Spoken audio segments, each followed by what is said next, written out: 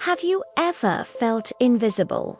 Like you're speaking, but no one's listening? That's exactly where our story begins, with a man named Arthur. He wasn't loud or flashy, he was just there, at work. His ideas were often drowned out by louder voices, his contributions dismissed with a casual wave of the hand. His colleagues would talk over him, sometimes not even realizing he had started to speak. "Oh, sorry Arthur, didn't see you there," became a phrase he heard far too often. It was like he was a ghost in his own life, a background character in a story that was supposed to be his. Even outside of work, this feeling of being overlooked followed him. He'd join friends for a get-together, only to find himself on the fringe of the conversation, smiling and nodding while the group's energy flowed around him, never quite including him. He'd try to jump in to share a story or a joke, but the moment would pass, the topic would shift, and he'd be left on the outside looking in again. The invitations started to dwindle, not out of malice, but because people simply forgot. He was easy to forget. The loneliness was a heavy cloak, and with each passing day, it grew heavier.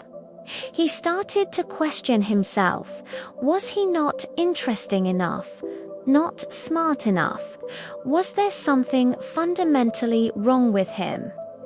This constant dismissal began to carve away at his confidence. He started speaking less, retreating further into himself. It was a vicious cycle. The more he was ignored, the quieter he became. And the quieter he became, the easier he was to ignore. The world seemed to be sending him a clear message: you don't matter. He walked through crowded streets, feeling utterly alone, a silent observer in a world full of noise and connection that he could unseem to break into. The isolation wasn't just a feeling, it became his reality.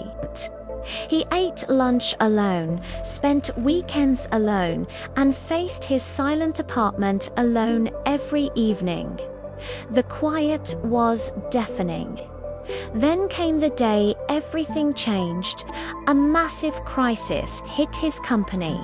A critical project, the one everyone had been working on for months, was on the brink of complete failure due to an unforeseen, catastrophic error. Panic erupted. The loud voices that usually dominated the room were now filled with frantic, useless blame. The so-called leaders were running in circles, pointing fingers and shouting, but no one had a solution. The entire team was frozen, staring at the impending disaster that threatened not just the project, but their very jobs. In that moment of pure chaos, when everyone else was falling apart, Arthur stood in the eye of the storm. He had seen this coming.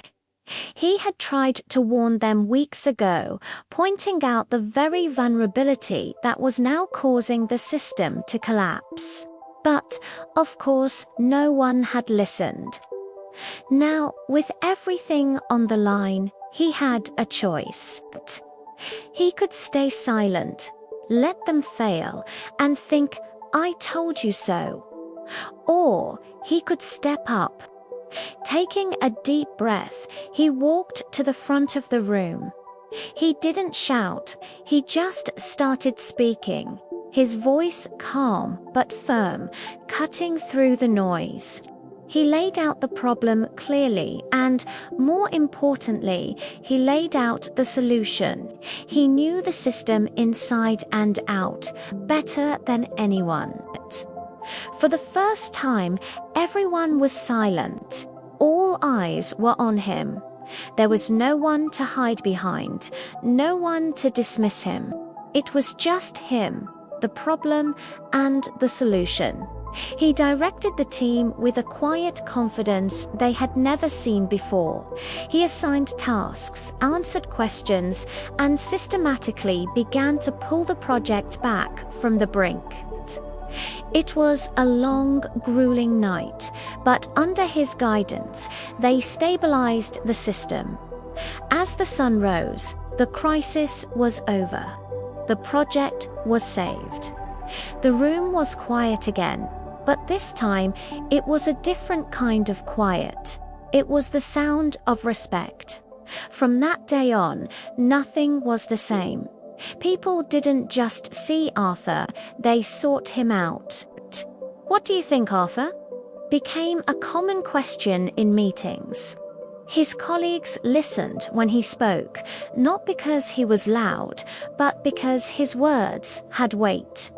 He hadn't changed who he was still the same quiet, observant man. But he had proven that strength isn't always about being the loudest in the room. Sometimes it's about being the steady hand in the storm. He found his voice not by shouting, but by standing firm in his own worth when it mattered most. He learned that true respect isn't given freely. It's earned, and he had earned every bit of it. Thanks so much for watching. If this story resonated with you, hit that like button and subscribe for more content that inspires. See you in the next one.